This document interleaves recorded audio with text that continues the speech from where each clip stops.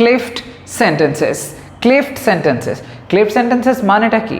এটা অ্যাকচুয়ালি সেই ধরনের কিছু সেন্টেন্সেস যেখানে বিশেষ ধরনের একটা স্ট্রাকচারকে অ্যাপ্লাই করা হয়, যার মাধ্যমে কোনো লাইনকে একটু জোর দিয়ে বলা যেতে পারে। এরকম বিভিন্ন রকমের সিচুয়েশন আসে যেখানে দেখা যায় আমরা লাইনটাকে জোর দেওয়ার জন্য বিভিন্ন রকমের স্ট্রাকচারের অ্যাপ্লাই করি। তারই মধ্যে একটা স্ট্রাকচার হচ্ছে এই ক্লেফট সেন্টেন্সের স্ট্রাকচার। এখানে এমন কিছু অংশ সেন্টেন্সের মধ্যে জুড়ে দেওয়া হয় যার কোনো ভ্যালু অ্যাকচুয়ালি থাকে না, তার কোনো মিনিংও সেরকম থাকে না, কিন্তু তা সত্ত্বেও সেটাকে জুড়ে দিয়ে একটা কোনো কথা বলা হয়। এরকম ধরনের বিশেষ ধরনের স্ট্রাকচার যেখানে আমরা দেখি প্রধানত কমপ্লেক্সের সেন্টেন্স অনুযায়ী আমরা ক্লেফট সেন্টেন্সের ব্যবহার হতে লক্ষ্য করি। সেই যে ফরম্যাটটা সেটা ঠিক কীভাবে কাজ করে দেখে নাও। এখানে আমি বেশ কিছু এক্সাম্পলস দেবো, তার মধ্যে দিয়ে ক্লেফট সেন্টেন্সের যে রুলসগুলো সেটাকেও ক্লিয়ার করে বুঝিয়ে দেবো। তবে এই প্রসঙ্গে বলে রাখি যে ক্লেফট সেন্টেন্সের উপরে আমি ডিটেলসে ডিসকাস করে ভিডিও আপলোড করেছি এর আগে। তোমরা যদি সেগুলো মিস করে থাকো, ডেসক্রিপশন বক্সে তার লিঙ্ক আছে, সেখান থেকে চেক করে নিও। এনিওয়ে, এসো দেখে নেওয়া যাক আজকে ক্লেফট সেন্টেন্সের কনসেপ্টটাকে কীভাবে আর বোঝা যেতে পারে। প্রথম যে সেন্টেন্সটা দেখো, প্রথমে লেখা আছে ইট ক্লেফট। ইট ক্লেফট অর্থাৎ এই ধরনের সেন্টেন্সগুলো আমরা ইট দিয়ে শুরু করব। এই যে ইটের ব্যবহারটা হবে, এই ইটের কোনো সেরকম অর্থ থাকবে না, তা সত্ত্বেও আমরা সেই সেন্টেন্সটাকে ইট ব্যবহার করে বলবো। এখানে যে লাইনটা যেমন লেখা আছে, এটা জনই ছিল যে কেকটা খেয়েছিল। এটা জনই ছিল যে কেকটা খেয়েছিল। এখানে আমরা লাইনটা সাধারণভাবে এরম বলতে পারতাম, জন কেকটা খেয়েছিল, কিন্তু তা সত্ত্বেও বেশি জোর দেওয়ার জন্য এটা জন ছাড়া যে আর কেউ নয় এইটাই বোঝানোর জন্য এটা জনই ছিল যে কেকটা খেয়েছিল এরকমভাবে বলা হয়েছে। এরকম ধরনের অর্থ যখন আমরা দেখি তখন সেক্ষেত্রে যে সেন্টেন্সটা আমরা বলে থাকি, এই ধরনের সেন্টেন্সকে ইংলিশে ট্রান্সলেট করলে সেটাকে বলা হয় ক্লেফট সেন্টেন্স। এই ক্লেফট সেন্টেন্সের মধ্যে এই যে এটা জাতীয় অর্থ অর্থাৎ ইট যে সেন্সটা বোঝাচ্ছে, এর কিন্তু অ্যাকচুয়ালি কোনো ভ্যালু থাকছে না, কোনো সেরকম অর্থ থাকছে না। তা সত্ত্বেও সেন্টেন্সে আমরা এটার ব্যবহার করি। ট্রান্সলেট করলে দেখা যাক, ইট ওয়াজ জন হু এট দ্য কেক। ইট ওয়াজ জন, এটা জনই ছিল। ইট ওয়াজ জন যে হু এট দ্য কেক, কেকটা খেয়েছিল। তাহলে এখানে যে ইট ওয়াজ, এটার তো অ্যাকচুয়ালি কোনো মিনিং থাকছে না। আমরা এখানে ইট ওয়াজ এবং হু এইটাকে যদি বাদ দিয়ে দিই টোটাল বিষয়টা, শুধু লিখি জন এট দ্য কেক, তার মানেই কিন্তু আসল অর্থটা ওখান থেকে পেয়ে যাচ্ছি। এছাড়া এসব কোনো কিছু দরকার হচ্ছে না। তা সত্ত্বেও আমরা এগুলোর ব্যবহার করি যখন কমপ্লেক্স সেন্টেন্স আমরা করতে চাই এবং মোস্ট ইম্পর্টেন্টলি লাইনগুলোর মধ্যে একটা জোর দেওয়ার ব্যাপার আনতে চাই। সেক্ষেত্রে আমরা এরকম ধরনের ওয়েতে লাইনটাকে করতে পারি। তো এরকম আরও চলো এক্সাম্পল দেখা যাক। এটা ছিল পার্কে যেখানে আমরা সাক্ষাৎ করেছিলাম। এটা ছিল পার্কে মানে যে জায়গাটা যেখানে আমরা সাক্ষাৎ করেছিলাম সেটা কোথায়? সেটা হলো পার্ক। তো সেই সেন্সে এখানে এটা ছিল যে অর্থটা আছে, এটার ভ্যালু কিন্তু সেরকম একটা নেই। সহজ সরল ভাষায় বলতে পারি পার্কে আমরা সাক্ষাৎ করেছিলাম, কিন্তু তা সত্ত্বেও আমরা এরকমভাবে লাইনটাকে লিখলাম। এই লাইনটাকে ট্রান্সলেট করলে হবে, it was at the park where we met. It was at the park where we মেট।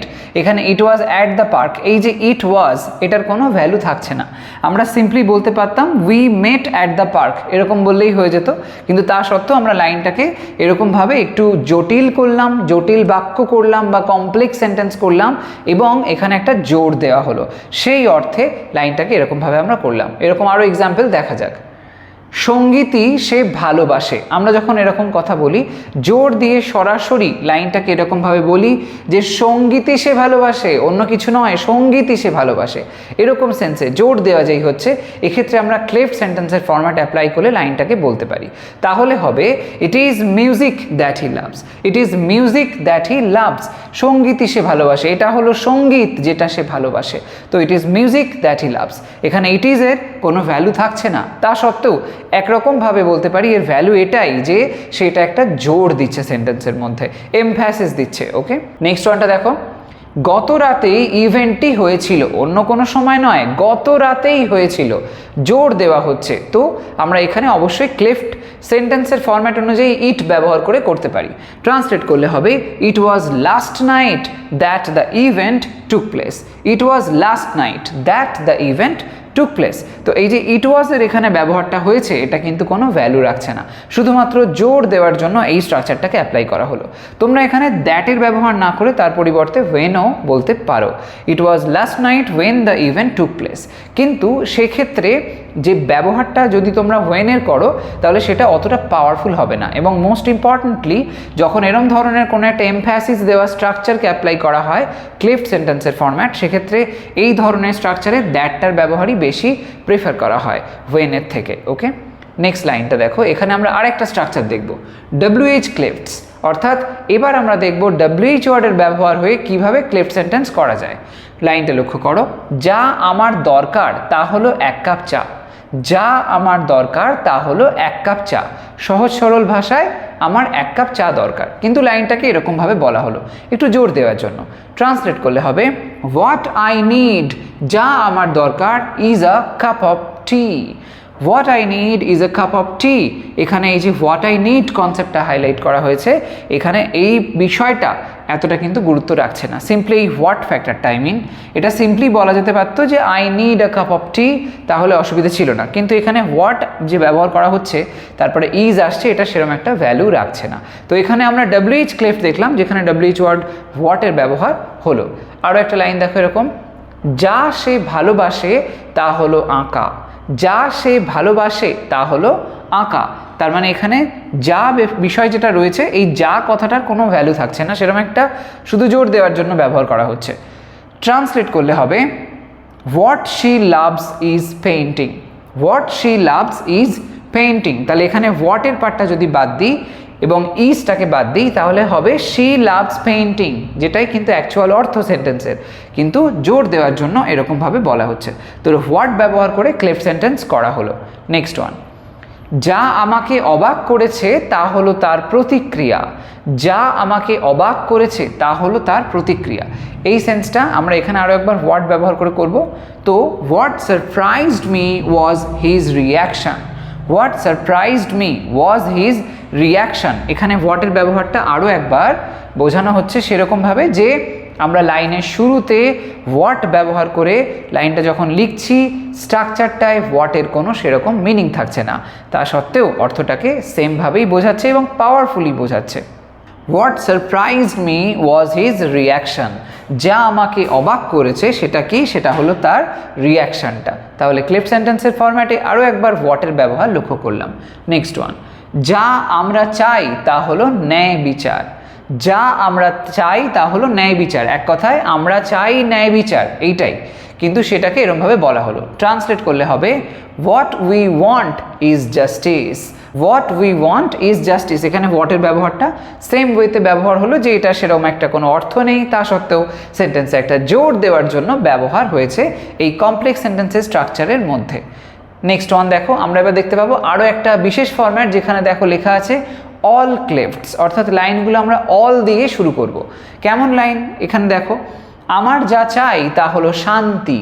আমার যা চাই তা হলো শান্তি, এই অর্থে আমরা হোয়াট দিয়ে বলতেই পারি, কিন্তু এখানে আমরা অল ব্যবহার করে বলবো। সেক্ষেত্রে all I want is piece. এখানে অলের যে ব্যবহারটা হলো সেই মিনিংটা কিন্তু সেরকম একটা থাকলো না, কিন্তু সেন্টেন্সের মধ্যে একটা পাওয়ার তৈরি করলো, একটা ফোর্স তৈরি করছে, একটু জোর দিয়ে বলা হচ্ছে। নেক্সট ওয়ানটা দেখো, সে যা করেছিল তা মিথ্যা। সে যা করেছিল তা সবটাই মিথ্যা। এরকম সেন্সে অল ব্যবহার করে লাইনটা করলে হবে all he did was lie. All he did, সে যা করেছিল, ওয়াজ লাই, সেটা ছিল মিথ্যা। তো এখানে অলের ব্যবহারটা সেম ওয়েতে হলো, সেরকমভাবে মিনিংগত দিক থেকে তেমন কিছু অর্থ নেই, কিন্তু একটা বলতে পারো সেন্টেন্সের মধ্যে এমফ্যাসিস তৈরি করছে বা জোর দিচ্ছে। নেক্সট ওয়ানটা দেখো, আমাদের যা দরকার তা হলো ভালোবাসা। আমাদের যা দরকার তা হলো ভালোবাসা। এরকম সেন্সে অল ব্যবহার করে লেখা যেতে পারে all we need is love. All we need is love. Next ওয়ানটা দেখো, তারা যা চেয়েছিল তা হলো একটি সুযোগ। তারা যা চেয়েছিল তা হলো একটি সুযোগ। সেম ওয়েতে করলে হবে অল দে আস্কড ফর, তারা যা চেয়েছিল was a chance. Okay, all they asked for was a chance. এখানেও একই রকমভাবে অলের ব্যবহারটা যেটা হয়েছে সেম প্রসেসে, সেটার কোনো মিনিং সেরকম থাকছে না, কিন্তু তা সত্ত্বেও সেন্টেন্সের মধ্যে একটা জোর দেওয়ার জন্য ব্যবহার হয়েছে। নেক্সট যে ফরম্যাটটা তোমরা দেখবে সেটাকে বলা হয় সিউডো ক্লেফটস। সিউডো ক্লেফটসের মধ্যে আমরা একটু ভিন্ন রকমের ওয়েতে ব্যবহার হতে দেখব, যেখানে ভিন্ন ভিন্ন ভাবে ঠিক বোঝা যায় না, কিন্তু তা সত্ত্বেও একটা যেন ছদ্মবেশ নিয়ে ক্লেফটগুলো ব্যবহার হয়। এই জন্য এদেরকে সিউডো ক্লেফটস বলা হয়। যে ব্যক্তি আমাকে সাহায্য করেছে সে হলো মিনু। যে ব্যক্তি আমাকে সাহায্য করেছে সে হলো মিনু। মোট কথা যেখানে দেখবে এর আগে যে ধরনের প্রসেসগুলো বলেছি তার বাইরের প্রসেস যখনই দেখছি আমরা, সেগুলোকে আমরা সিউডো ক্লেফটসের আন্ডারে প্রধানত ফেলি। এক্সাম্পলটার ট্রান্সলেশনটা দেখো, the person who helped me was Minu. The person who helped me was Minu. এখানে দ্য পারসনের কিন্তু ভ্যালুটা সেরকম একটা থাকছে না। পারসন না বলে যদি সিম্পলি বলতাম মিনু হেল্পড মি, তাহলেও তো বোঝা যেত যে মিনু একটা পারসনের কথা বলা হচ্ছে, সে অন্য কিছু নয়। তো সেই সেন্সে এখানে যে পারসন কথাটা ব্যবহার করা হচ্ছে সেই অর্থটাকে কিন্তু অতটা মিনিংফুল কিছু করছে না। তা সত্ত্বেও সেন্টেন্সের মধ্যে এর ব্যবহারটা হলো যাতে করে সেন্টেন্সটাকে আরও একটু স্ট্রংলি প্রেজেন্ট করা যায়, একটু মানে গুরুত্ব দেওয়া যায় মিনু ক্যারেক্টারটার উপরে। তাই জন্য the person who helped me was Minu এরমভাবে লেখা হলো। তো এখানে হু ব্যবহার হতে আমরা দেখতে পেলাম। নেক্সট ওয়ানটা দেখো, যে জিনিসটা আমি সবচেয়ে বেশি মিস করি তা হলো আমার শহর। যে জিনিসটা আমি সবচেয়ে বেশি মিস করি তা হলো আমার শহর। এই সেন্সে ট্রান্সলেট করলে হবে দ্য থিং। আগেরটাই দেখেছিলে পারসন ব্যবহার হতে, এখানে এসেছে থিং শব্দটা, the thing. The thing I miss most is my home town. The thing I miss most is my home town. আমার শহর সেন্সে হোম টাউন এই শহরটাকে ব্যবহার করা হয়েছে, যেহেতু আমার থাকার শহর সেই জন্য হোম টাউন কথাটা এখানে বলতে পারি, my home town. The thing I miss most is my home town. তাহলে এখানে দ্য থিংয়ের যে ব্যবহারটা হলো সেম ওয়েতে, এখানে এর ঠিক সেরকম অর্থ নেই, কিন্তু তা সত্ত্বেও এটা এখানে ব্যবহার হয়েছে জোর দেওয়ার জন্য। এই ধরনের শব্দগুলো দ্য থিং, দ্য পারসন এরম যখন ব্যবহার হয় সেগুলোকে আমরা কিন্তু প্রধানত যেরমভাবে দেখেছি একটু আগে, সেই অল বা হোয়াট এরকম ধরনের রুল অনুযায়ী হচ্ছে না, একটু ভিন্নভাবে প্রেজেন্ট হচ্ছে। তা সত্ত্বেও আমরা এগুলোকে অ্যাপ্লাই করে লাইনগুলোকে বানাতে পারছি, জুড়তে পারছি। এই জন্য এদেরকে বলা হয় সিউডো ক্লেফটস। সিউডো এই জন্য যেহেতু একটা যেন ছদ্মবেশ নিয়ে আছে এই অর্থে। নেক্সট ওয়ানটা দেখো, যেদিন আমি আসলাম ছিল রবিবার। যেদিন আমি আসলাম ছিল রবিবার। এখানে আমরা দেখব যেদিন শব্দটার বিশেষভাবে ব্যবহার হতে। তো লাইনটাকে আমরা যদি ট্রান্সলেট করি হবে the day I came was Sunday. The day I came was Sunday.